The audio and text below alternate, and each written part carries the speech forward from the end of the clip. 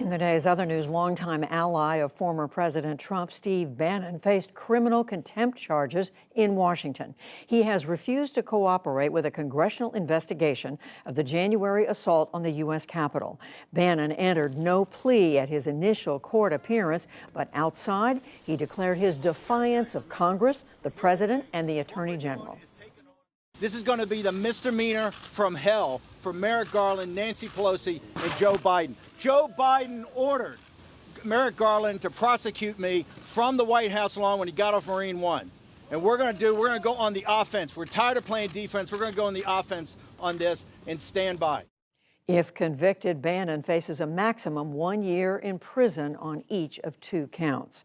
On the pandemic, health officials in New York City call for all adults to get booster shots, going beyond CDC guidance. Several states have already taken that step as infections surge again. Meanwhile, Austria ordered a lockdown for unvaccinated people through November 24th. A jury in Kenosha, Wisconsin, heard closing arguments today in the Kyle Rittenhouse murder trial. He killed 2 people and wounded a third during protests over racial justice last year. Prosecutors argued that Rittenhouse triggered the confrontations. The defense said he was chased by rioters as the 2 sides made final presentations. When the defendant provokes the incident, he loses the right to self-defense. You cannot claim self-defense against a danger you create.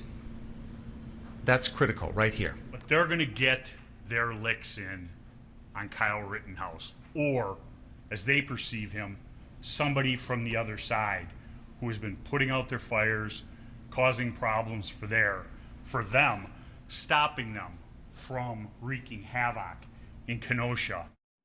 Earlier, the judge dismissed a misdemeanor charge against Rittenhouse for possession of a dangerous weapon by a minor. President Biden and China's President Xi Jinping will be meeting by video conference tonight.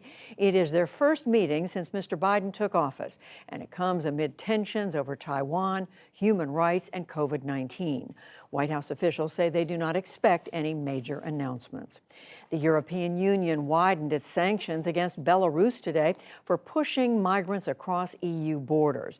Thousands of people are camped along the Belarusian borders with Poland and Lithuania. Hundreds have tried to cross illegally. The EU says that Belarus President Alexander Lukashenko engineered the crisis to retaliate for earlier sanctions. American journalist Danny Fenster is headed home from Myanmar after 6 months in jail on charges that he spread lies about the military government. He flew to Qatar today, joined by one-time UN Ambassador Bill Richardson, who negotiated his release. Fenster said he was relatively healthy. I was arrested and held in captivity for no reason, so I suppose so.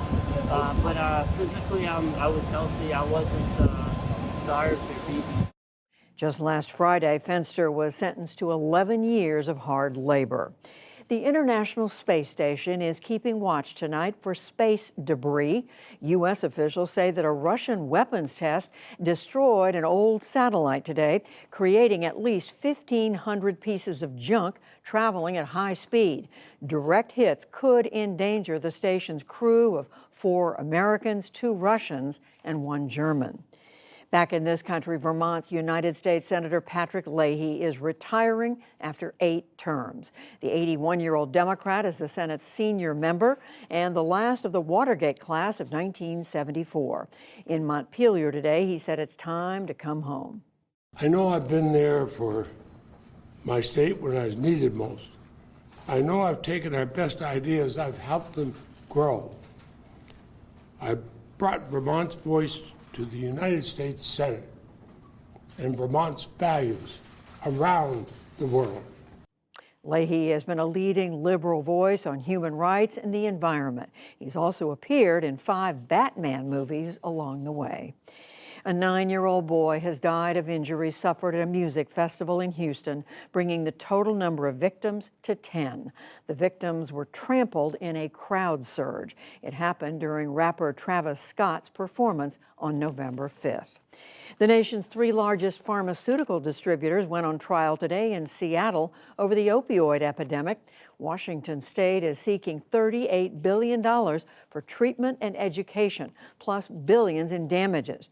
And in Cleveland, a federal jury heard closing arguments in a suit by 2 Ohio counties against 3 pharmacy chains. And on Wall Street, the Dow Jones Industrial Average lost roughly 13 points to close at 36,087. The Nasdaq fell 7 points. The S&P 500 was virtually unchanged. Still to come on the NewsHour, how a former inmate helps others navigate their release from prison. Tamara Keith and Lisa Lehrer weigh in on the president's infrastructure win and Steve Bannon's appearance in federal court. Parents share their questions about vaccinating their children and much more.